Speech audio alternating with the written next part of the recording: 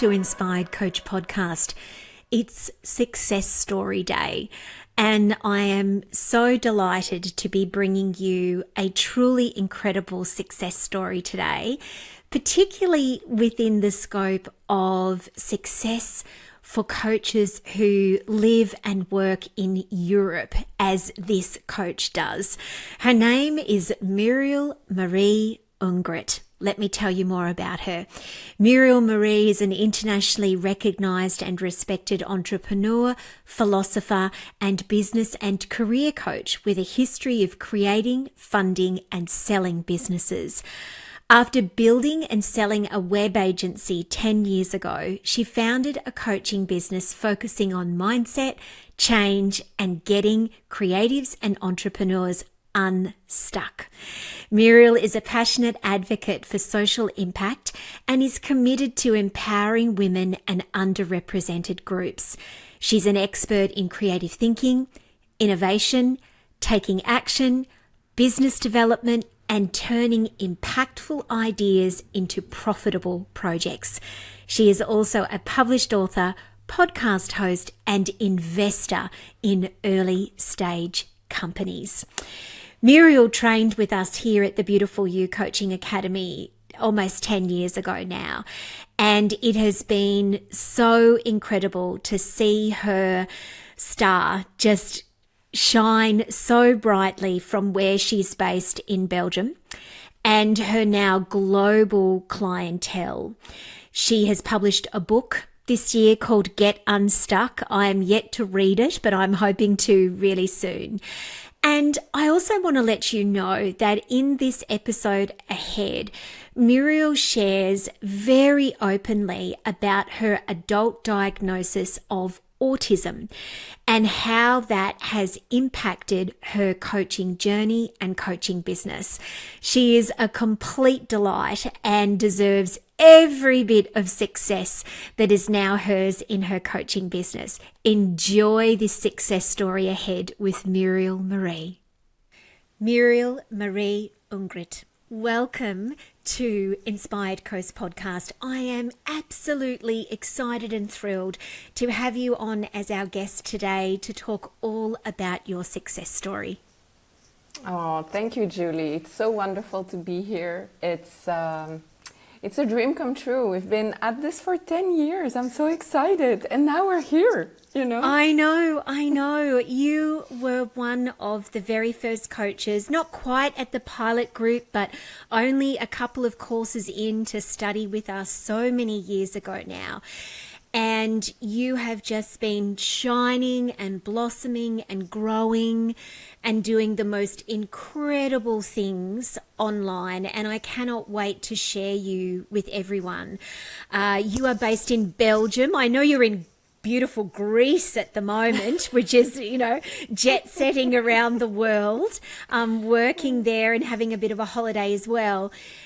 And I'm just really excited to feature a European coach, a European-based coach, because I know that coaching is still something that is relatively new and emerging and blossoming there. But let's go back a little. I mean, right now you're this mega success, but tell us about what was life like for you, Murielle, when you made the decision to train to become a coach? What was the catalyst for you going, yep, that's what I want to do? Thank you, Julie. So wonderful being here. And yes, I apologize for Greece. It's really beautiful here. You don't need to apologize, but I am jealous. But such a beautiful question. I remember to this day, I was sitting in the kitchen of the house that I owned at the time. And it had been a long process of really trying to figure out, what am I going to do with my life? Because I still didn't know. I had built and grown a web agency for about 10 years when I came to coaching. My parents had passed in 2010, which was a couple of years before I eventually engaged in the Beautiful You Coaching Academy course. But that was like the beginning for me. It was the beginning of starting to ask myself, what am I doing here? is this stuff that I've been doing, is that really fulfilling me? Is that really where I want to go? Is that really what I'm supposed to be doing here? Am I really building something for me, you know? And the answer to that question was no. And that was a very difficult answer. So eventually I sat in that kitchen and I started doing exercises. I remember reading the book from Barbara Sher, Wishcraft, which I recommend to all of the multi-passionate, generalist, creative people that are like me. And she had these exercises, and there's an exercise in there about, okay, what are 25 things you like to do? And so for me, that was, I love learning, I love teaching, I love making a difference, and so when I had the whole list, the only thing that fit was coaching. And then I started to look around and I was like, okay, so then I have to become a coach then. And that's, and that's how I arrived at the Beautiful You Coaching Academy. Amazing. And so, you know what, Murielle, what you described there is a really, is a coming to yourself moment of recognizing that you were not as happy and as fulfilled as you could be and wanted to be. And this is such a common thing that people find themselves at and feeling and experiencing not long before they maybe make a major career shift or start a business or do anything that is more of a calling for them. And coaching is one of those for many people, especially people who want to make a difference and help others, which is incredible. And so if we fast forward to now, a decade later, as we mentioned earlier, earlier, this is like, whoa, what? Is you're experiencing such success, but something that you mentioned to me just before we pressed record today and started to launch in was about the fact that it hasn't always been easy and simple, and looking at where you are now does not tell the simple straight up trajectory of where you started. And so what were those first couple of years like out for you? Yes. So it was really difficult, right? I had to work really hard. And added to that, I don't know if you remember, Julie, but the first, like when I was studying, you know, we had to do these practices. And I'd raised my hand to be one of the first to coach somebody else in my group. And what was really interesting was, and you recognized that in the call, we had a script, right, to like lead a session the right way, especially in the beginning. That was extremely useful. But I followed that script to the letter. Like those were the words I said. And I remember you mentioning to the group, like, see how Murielle did it, which is it's a good way to do it. Like you can follow the script along word for word if you want to. But what that hid was the fact that I am autistic, which is one of the reasons why I did the things that I did the way I did them, very structured. And when I receive information, that's the information I'm going to use. Luckily, I don't do that anymore. I'm flexible enough now to let sessions flow and etc. But in the beginning, that was really important to me.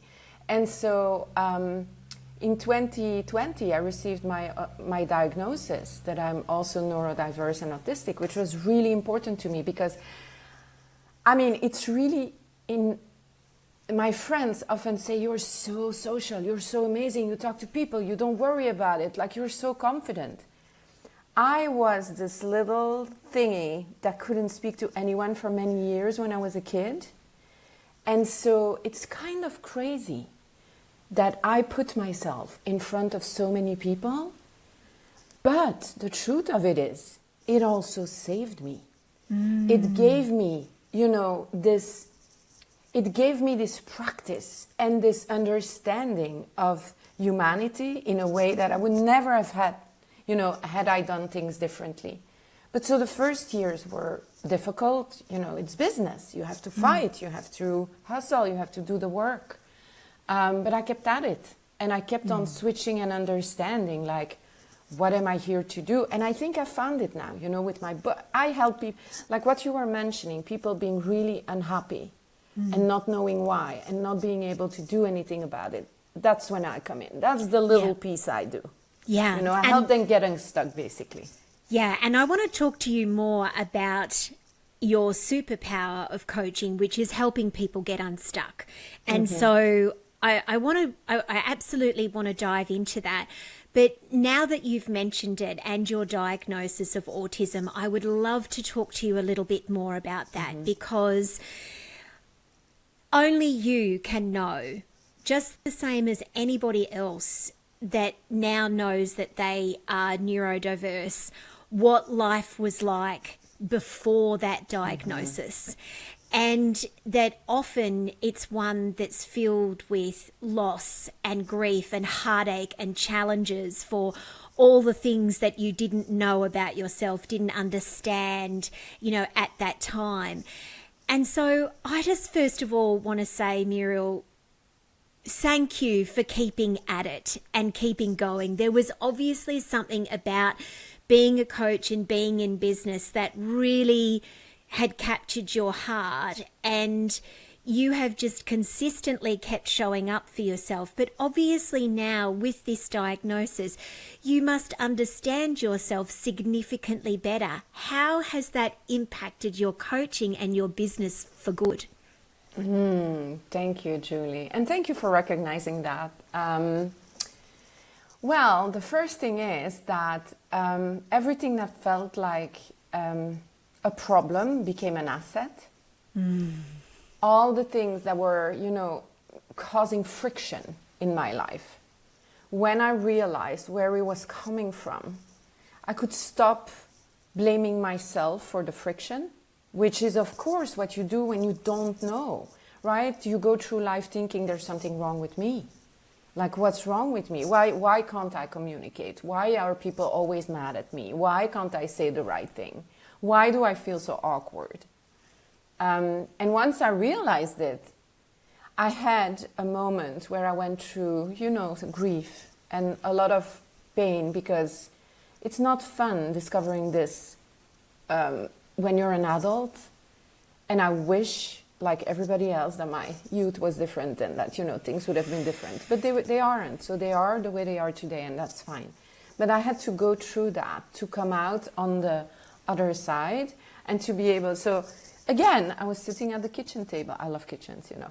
And I was there and I was sitting there and I was like, okay, now we know this. So what are we going to do about it? And that's been my philosophy of life. And it's been very helpful. And so I was like, oh, well, maybe I can use this to my advantage. Like, what does this teach me about me that can make my life easier now? And then I really started to embrace it. But it took a while. I was so scared of losing clients because of it. And in all fairness, I did lose some. Not everybody understands, you know, that it's not a disease that's going to not kill them, right? Unfortunately. But not that many people. So that was a good part. But well, I'm pleased to hear that, because honestly, in this day and age, that kind of gets me a little bit hot under the collar for you, because or for anybody that might happen with, because or happen to, because it's just completely unnecessary in every way.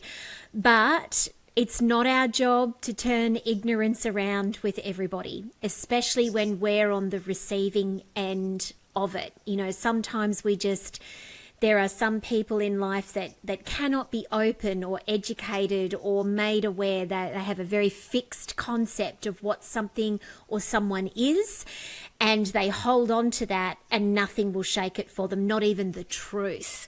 And there's a whole other episode. There's probably an entire podcast that could be, you know, shared about that thing alone. But I'm so glad that you have seen your diagnosis now as something that has just been a catalyst for such good in so many ways for you. That is truly amazing. Now, Murielle, let's go back to talking about being unstuck and helping people get unstuck.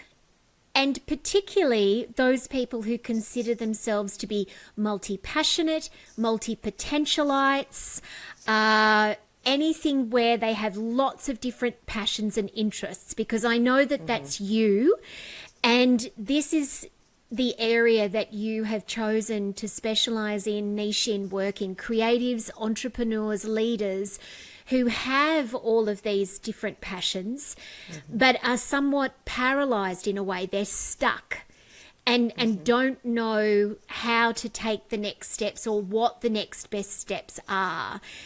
And so what is it that's drawn you to this particular type of coaching that is now seeing your business just be so globally successful? Oh, thank you, Julie. Yes, I just want to add one last thing about my diagnosis, if that's okay. Of course. You know that, so my good friends, my good girlfriends, they've done so much work without me knowing in understanding what it means to be autistic. And they have started to give back to me by being very conscious of it in certain instances. And so I have this one friend who knows that clarity and specificity really make me happy. I'm used to not getting it, but it really makes me happy. So when she comes over, she will send me a message, and she said, I will be there in 27 minutes. Great. And I'm like, oh, she loves me. She's so wonderful. And it's good to have these little pockets of autistic love sometimes. Anyway, I just wanted to mention that. Right? I love that. I love that. That is so wonderful. And I'm sure that there is probably somebody listening that is either autistic themselves and or just realizing, okay, I need to ask for this from people I love, or they love someone and care for someone who is autistic, going, okay, I can do that. I can take that on. I can let someone know. Google Maps tells me I'll be with you in 12 minutes. Exactly. And so that's when you can expect me. I love that. So thank you for adding that in. It's really wonderful. Tell us about getting unstuck. So, I came at it. You know, it's really funny because we're very often the coaches who help others with what we went through. Right? This is not news for you. I know, you know this inside and out. And so it takes a while to clarify that for yourself. And what's really interesting is that I am now the person, the mom to myself that I wanted to have, let's say 10, 15 years ago, when I started this path, when I really questioned myself, when I was very unhappy. When I look back, what was happening was I was stuck. Like I was really stuck. I was like, I'm building this business, it's not making me happy, but everybody around me is looking at me as if I'm so successful, so I probably have to continue, you know, I have to keep going. And everything inside of me, and on top of that, I had all of these other things I wanted to do, but I was always thinking about it, but I was never really doing anything about it, which is very typical of a lot of multi-passionates, right, who want and are interested, but then something is blocking them. And so really looking back, I think I needed these 10 years of cycling through learning more about what am I best at? What am I really good at helping people with? And learning so much about the multi-passionate mind to come to a place where now I have this so much in my fingers and I have so much information about, you know, I do a lot of psychoeducation with people now, where I tell them, you know, your brain is like this. This is just you being normal. Just like with my autistic diagnosis, when I can just give that back to people and tell them, you know, it's not because you have a couple of interests that something's wrong with you. Because a lot of people will think that. They will be like, why can't I focus on one thing and just do one thing? Just being able to tell them, like, there's nothing wrong with you. I'll tell you how you can make it work. Is the way that I help to build the world peace in this world. That's what I say. That's my little thingy. Well, I think that's wonderful because ultimately in the end, big things in the world, such as world peace or anything else that's just as significant, is only going to happen when people are able to find peace within themselves first. and then their family and their relationships and wider small communities, and that's where things grow from there. And obviously for you, Murielle, this area of multi-passionism, helping people get unstuck, understanding you don't have to choose one thing and focus. And this is also a myth as well with niches, everyone. I'm always amazed, and I don't know where people get it from, when people say, oh, but, you're making me, or when I think about having a niche, it means I'm only choosing one thing. No, it does not. It absolutely does not do that at all. And most online business owners I know have varying different arms that shoot out from that. And you do as well. You are a podcaster, you're a TEDx speaker, you're also an author. You do many, many different things and work with a variety of different people, but there is still that through line of helping people get unstuck, really embracing their multi-passionism, which is a niche. And yet, do you feel as though you're pigeonholed in any way or stuck? No, but it took a while too to get there, right? Because I think the way that I've understood it is like, and it was true for me and a lot of the clients I supported, it's about understanding also that it's not because you come out with something specific that you are limiting yourself to that thing. Because multi-passionate people, they're so scared of being like the thing we love and hate the most is somebody asking us, so what do you do? Ooh, wait. Oh, I'll tell you. Ooh, I dance on Saturday. I'm doing a choreography and I do pottery and I do this and I have that business and I do this. The problem with that is, I used to do that to people, but they get so overwhelmed. And it's very hard to just say, depending on context, right? Depending on context, you can pick one thing.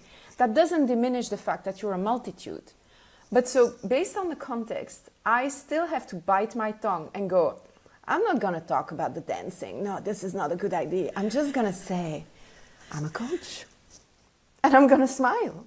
And I'm going to wait. So I don't feel limited because I've understood it's not limiting me. Yes. But I've also understood that it's really important not to create chaos and confusion in people, to have something specific to say, right? And so there is a multitude in my life in general every single day, but I will be specific when I speak to people. And I think that's the biggest shift. That makes total sense to me, and also sounds incredibly client attracting. Because we know that when someone is clear, precise, powerful, confident in answering that question, what do you do? Or what business do you own? Or, how do you help people? Something along those lines. It is just so attractive, like from a client perspective. It truly, truly is. And so what you're saying there makes complete sense, Murielle.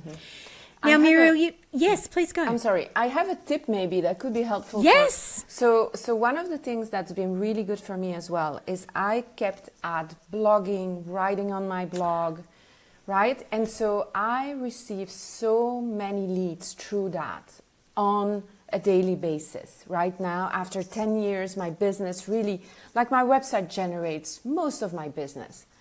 And what I've done, because people often question, like, what should I write about? Like, again, multitude, so many options. So what I do is I write about stuff that people tell me in sessions, not their private life, obviously, but the questioning, the things that keeps them busy, and when I'm working with a client, I will make little notes around certain things and say, this could be a blog post, this could be because our clients are the one in the end that tell us what they need. We can think about it all day long, but in the end, if you listen like a coach should, right, you will hear it. And so I've started to really pay attention to that, write about it, write about what I really think about those questions. And it's been super helpful because it brings so many people to me. So maybe that that's is a helpful. great tip. If people Yes. don't know, you know where to start. Yeah, I think that's a great tip. Essentially what you're saying there, Muriel, is that content creation that is very serving of your ideal client has been a part of your success. Correct. And that doesn't surprise me at all. And further to that, this is the perfect segue to ask you about your book, which has been released this year, called Get Unstuck, the ultimate guide to stop procrastinating and overthinking and finally move forward with your life and work. Has it been a lifelong dream to write a book? Yes. Yes, absolutely. And as a good multi-passionate, what did I do? I went to school. Like I went to writing class and I did all of the stuff. But I was accepted with a fiction story into a very prestigious academy. So I was very happy about that. But then, of course, I had done what I came there to do. So actually writing that fiction book really wasn't what I was into. But, that's fine too. That's how multi-passionate people are. And I've accepted that.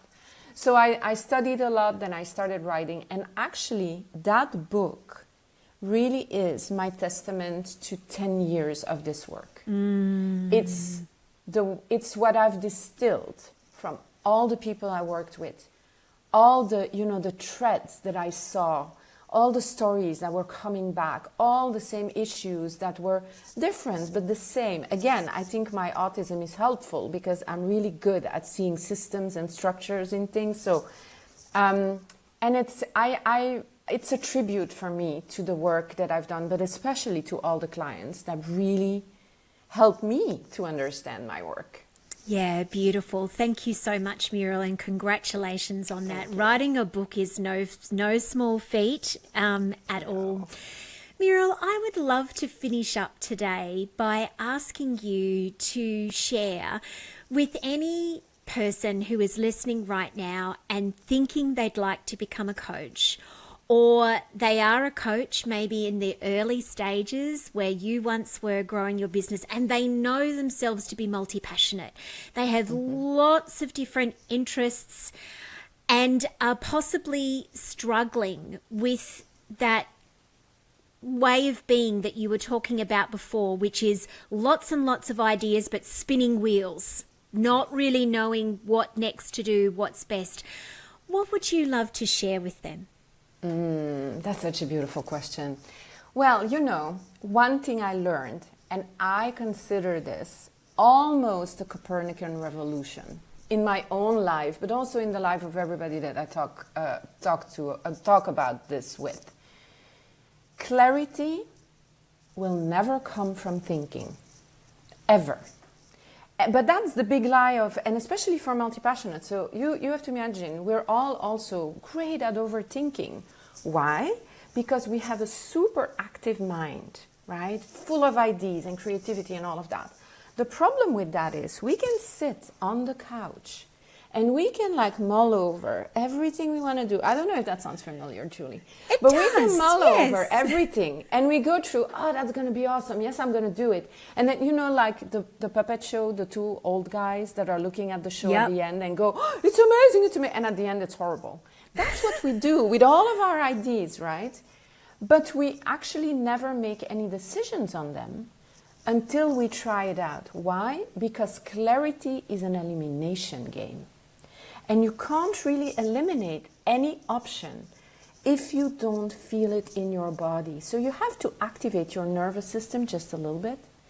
I always compare it to dating, where when you go on a date and you know immediately, this is not the person for me, you will never think of that person as an option again, right? But if you never go on a date with that person, you will always have that little voice saying, what if? What if? Could have been, you don't know. Because you're filling in the blanks. You haven't felt anything. So what I want to advise and just invite people to do is, if you have all these ideas, try to emulate in your life with little experiments. And my book talks about that a lot. Little ways to feel whether or not something would feel nice to you. And I guarantee you, faster than you can imagine, you will go through this list of all these things you're thinking about. But don't stay on the couch. You're never going to get there. Absolutely. Mic drop. There it is. Don't stay on the couch, because not only are you never going to get there, you're never going to get anywhere. Oh, I love that. Full stop. Like, we can take it even one step further. Murielle, I am just so happy for you and all the success that you have created and built for yourself over the past decade. Everyone, when you get a chance to have a look at Murielle's website, I want you to just go to her success stories page and just look at the raft of incredibly diverse, interesting, amazing creatives, leaders, and entrepreneurs that she has worked with. We've got a podcast here. We've got a book. We've got coaching services, traveling the world, doing all TEDx speaking, doing all sorts of amazing things. There is no one that I know that deserves this more. And thank you so much to Murielle for being such a leader in the European coaching space as well. We adore you. Thank you so much, Julie. And you know, it all started with the beautiful You Coaching Academy.